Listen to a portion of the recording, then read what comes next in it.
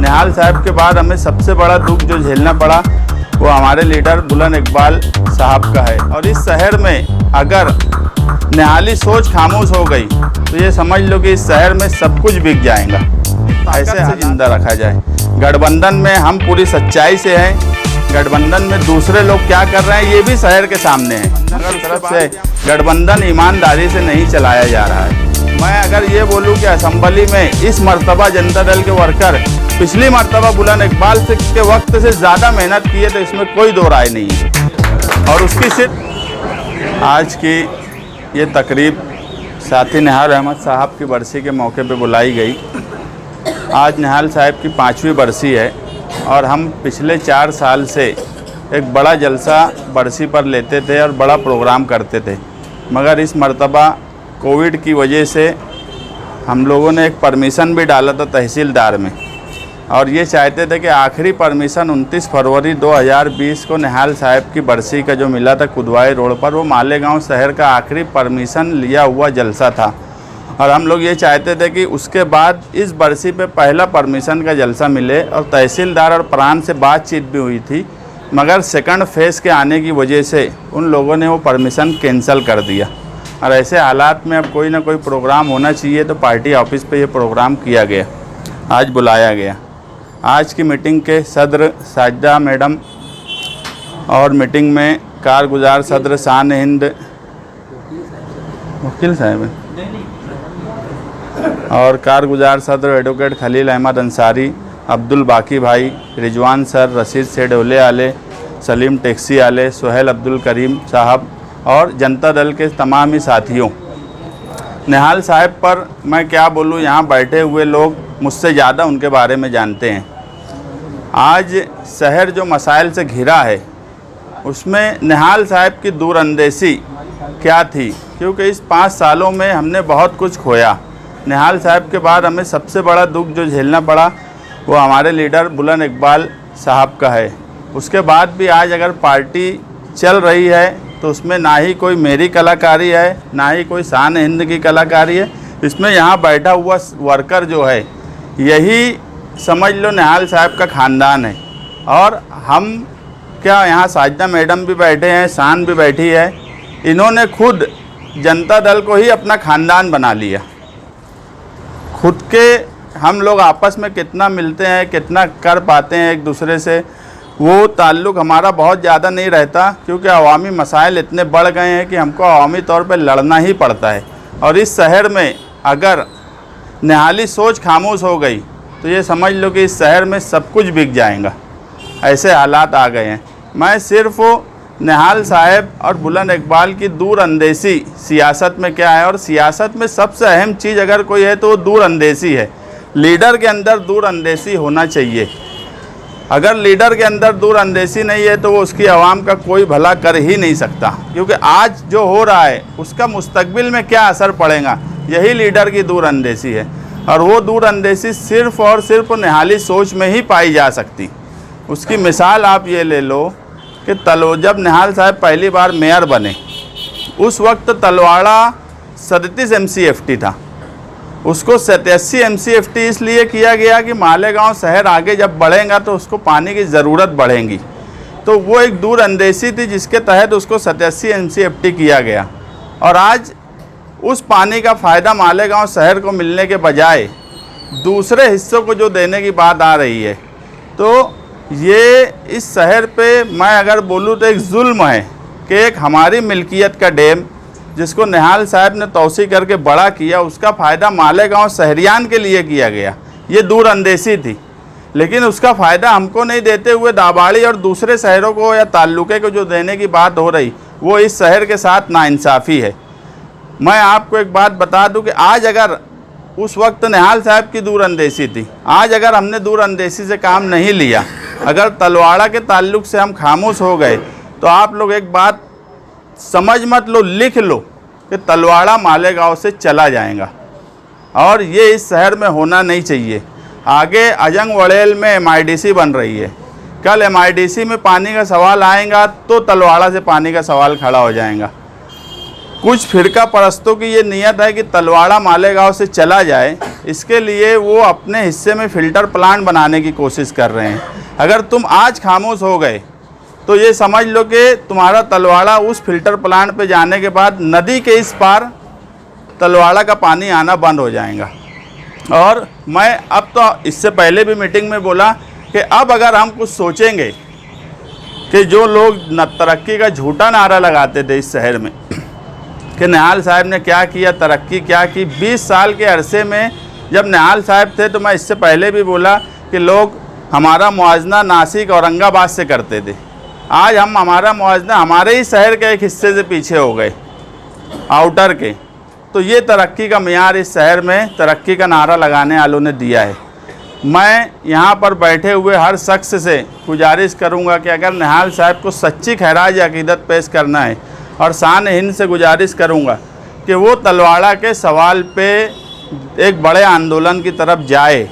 ये एक मुस्तकबिल का बहुत अहम सवाल है और यहाँ पर बैठे हुए सब लोगों से हाथ उठाकर मैं चाहता हूँ कि वो हाथ उठाकर बोले कि तलवाड़ा का डैम वो मालेगांव के लिए चाहते हैं कि नहीं चाहते हैं। अगर चाहते हैं तो हाथ उठा। और यही सच्ची खैराज अकीदत निहाल साहब को होंगी जिन्होंने डैम को की तोसी की। आज वो डैम अगर जा रहा है तो उसको बचाने की जिम्मेदारी सिर्फ मेरी या शान हिंद या साजिदा निहाल अहमद या रिजवान सर या दूसरे इतने ही लोगों की नहीं है। यहाँ बैठे हुए हर शख्स की है, मालेगांव शहर के हर शख्स की है कि वो तलवाड़ा को बचाए।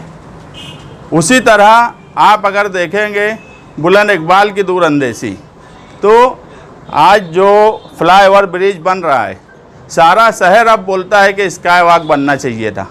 आज जो मुसीबत इस शहर में आगरा रोड पर लाद दी गई जो इक़्तिदार में बैठे हैं उनकी, उस वक्त बुलंद इकबाल बोलते थे कि यार यहाँ पर स्काई वॉक बनाओ।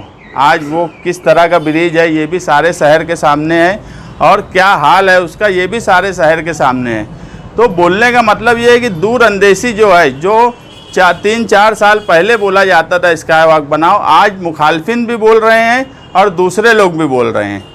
मालेगांव शहर का तो ऐसा हाल हो गया है लूट मार करने और बदनवानी करने वाले कि सब लोग कचरे में अब रुपया पैसा ढूंढने लगे, वो वाटर ग्रीस की शक्ल में हो कि अभी बायो माइनिंग की शक्ल में हो। आप लोग यहाँ पर हो, अखबारात पढ़ते हो, सियासी तौर पे भी मालूमात रखते हो, कारपोरेशन की भी मालूमात रखते हो। कभी आप मुझे इससे पहले बताओ ये 2-4 सालों में स्टैंडिंग कमेटी में किसी सवाल पे मुखालफत की गई है क्या? स्टैंडिंग कमेटी में कचरे के सवाल पे हमने मुखालफत की और उसमें पूरी ताकत से हम उसके खिलाफ लड़ेंगे। और पहली बार ऐसा हुआ कि स्टैंडिंग कमेटी में किसी सवाल पे वोटिंग की गई और उस सवाल पर वोटिंग करने के बाद ये सारे शहर के सामने आया कि स्टैंडिंग कमेटी में भी मुखालफत की जा सकती। और ये मुखालफत मैंने किया ऐसा नहीं है, ये मुखालफत आप लोगों की ही ताकत है जिसकी वजह से कोई मुखालफत करता है। कोई मैं अकेला कुछ कर लूँगा ऐसा आप मानो ही मत। इस शहर में मैं इससे पहले भी बोला कि अब जनता दल जो है पिछले 10-12 सालों में सबसे मजबूत, अगर आज 10-12 सालों में मैं देखता हूँ तो आज की पोजीशन जनता दल की सबसे मजबूत है। आज तुम्हारे साथ अगर यहाँ उसामा बाबा बैठे हैं तो तुम्हारे साथ ये नोमान अंसारी भी बैठा है। तो ये एक नए लोग हैं जो तुम्हारे साथ जुड़ रहे हैं, तुम्हारे काम से मुतमईन हैं। इसलिए आप लोगों का काम है कि इस शहर में निहाली सोच को ज़िंदा रखा जाए और पूरी ताकत से ज़िंदा रखा जाए। गठबंधन में हम पूरी सच्चाई से हैं, गठबंधन में दूसरे लोग क्या कर रहे हैं ये भी शहर के सामने है, मगर उसके बाद भी हम गठबंधन के साथ ईमानदारी से और ईमानदारी से ही रहना चाहते। मगर जो लोग तोड़ना चाहते हैं और जो उनके आलाकार बन रहे हैं वो शहर के दुश्मन हैं। और जो लोग सामने क्या हो रहा है दूसरी हिस्से की जो गठबंधन की तरफ से है, गठबंधन ईमानदारी से नहीं चलाया जा रहा है। गठबंधन में सिर्फ हम सच्चे हैं, हम ईमानदारी से चल रहे हैं। हमने 2017 के कॉरपोरेशन के इलेक्शन के बाद से लेकर अभी तक जो हमने वादा किया, जितना किया उससे ज़्यादा हमारे वर्करों ने दिया। मैं अगर ये बोलूँ कि असेंबली में इस मर्तबा जनता दल के वर्कर पिछली मर्तबा बुलंद इकबाल से के वक्त से ज़्यादा मेहनत की है तो इसमें कोई दो राय नहीं है। और उसकी सिर्फ एक वजह थी कि लोगों के दिमाग में एक बात थी कि बुलंद इकबाल का वादा है उसको निभाना है।